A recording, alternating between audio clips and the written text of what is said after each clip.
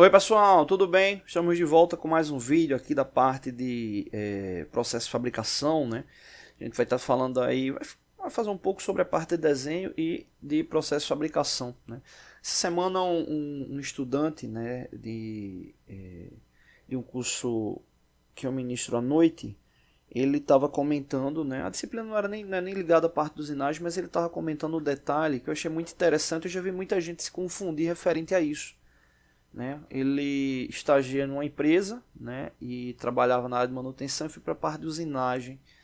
E ele está no curso superior agora, né, mas ele já tinha feito curso, né, de qualificação, né, mas não fez tanta prática. E ele estava comentando um problema que ele tinha tido, né, essa semana e semana passada, né, e é algo que acontece bastante e está muito ligado realmente ali à parte da experiência mesmo, né? Exemplo, aqui a gente tem dois desenhos, onde um aqui representa ali o desenho da peça bruta e aqui o desenho da peça final, né?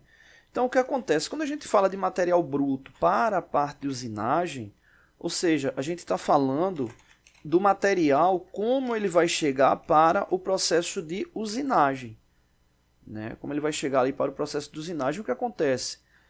Muita gente às vezes vê um processo de fabricação ocorrendo, né? Às vezes as pessoas não têm tanto conhecimento da área, né? Ou é leiga mesmo ali no assunto e acha que às vezes determinado processo é relativamente simples, né? É uma coisa ali mais artesanal e mais tranquila ali de fazer, mas para quem é da área entende que tem toda uma relação técnica para o processo ocorrer, né? E esse estudante, a dificuldade dele foi justamente entender, né, essa diferença dimensional entre material bruto e a peça final. E, em resumo, ele estava no processo de fresagem, acabou matando, acho que foram 5 peças, né? Ele ia fazer apenas o esquadrejamento e acabou matando as peças porque não fez uma análise correta ali do material bruto em relação à peça final, né? Então, qualquer tipo de processo de fabricação, né, independente de área, seja parte de envase, processo de tratamento, processo de termoplástico, siderúrgico, usinagem, enfim, é importante fazer análise de planejamento para seguir uma relação técnica ali no desenvolvimento do processo, para entender ali o que é que está ocorrendo, né, fazer todo o planejamento, toda a sequência, né? Então é importante ficar atento com isso, né? Em ciclos industriais, né, normalmente já bem parametrizado, né, já com uma boa ação de padronização, né, às vezes você adentra ali aquele ciclo, o ciclo ele já ocorre de forma normalmente, então é meio que, olha, é esse botão que tem que apertar, tem que deixar nessa velocidade, tem que fazer isso, então é meio que um copia e cola, né, mas para processos, né, alguns processos de fabricação, quando você vai ali da base zero, entender toda a tecnologia ali envolvida, né, ter o conhecimento básico ali sobre essa parte, no que diz respeito ali a parâmetros, né, todo o desenvolvimento, a sequência operacional é importantíssima, né? Então, exemplo, vamos aqui analisar. A peça bruta aqui, ela está vindo com 55 milímetros e 85. Né? Então, isso aqui é um indicativo do material bruto. É importantíssimo que no caso desse, onde você vai fazer a usinagem da peça, que primeiro ponto, faz uma análise dimensional ali do material bruto. Você pode estar recebendo uma peça, né? Às vezes as pessoas que estão preparando esse material ali para a sequência de operação, às vezes não dá tanta importância, às vezes você pega uma peça que ela já está com nível de inclinação muito alta, né? E em resumo, a peça já está vindo morta, né? E aí você pega aquela peça, vai processar ela e acaba, entre aspas, ali recebendo a culpa por tabela.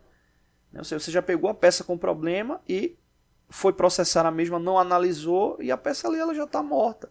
Você pega uma peça muito inclinada, você vai fazer um esquadrejamento, né? Ou seja, deixar ela de forma paralela, né? Vai chegar um ponto que você vai ver que o material ele vai ficando cada vez menor e não vai atingir ali a medida de fato, né? Exemplo, aqui com 55 por 85, observa que é uma diferença de 5 milímetros aqui em relação à largura final, né? Ou seja, a peça final vai ficar com 50 e a inicial tinha 55. Né? No que diz respeito ao comprimento final 80 inicial 85, 5 milímetros de diferença. E é um detalhe, né? Se é uma ação de esquadrejamento, eu não posso tirar esses 5 milímetros só de um lado. Eu tenho que limpar uma face de um lado, né? E depois estar virando o outro de forma congruente para que a gente tenha ali uma indicação de esquadrejamento, né? Deixar ali a 90 graus. Então é importante essa análise, né? A espessura da peça também, aqui no caso a espessura inicial vem com 6 milímetros, a final vem com 5. Veja que é uma diferença pequena. Normalmente esses materiais são laminados, né? Então eles te garantem um bom paralelismo ali das faces, né? Da espessura. 1 milímetro relativamente pouco, né? Mas para um ciclo laminado normalmente é o suficiente. Agora você tem que ficar atento, exemplo, como é que está a condição de carepa ali da peça, né? Principalmente não, né? Sendo uma peça com aço carbono, né? Ou seja, a relação de reação de oxidação na superfície da peça, né? Porque dependendo do tipo de dano que a peça tem ali superficial, pode ser um dano que ultrapasse, né, os valores que você está ali indicando. Então fica essa dica, sempre que você for pegar uma peça bruta para tratar, ela para operar, faz a análise dimensional para verificar se ela tem condição de chegar ali à dimensão final.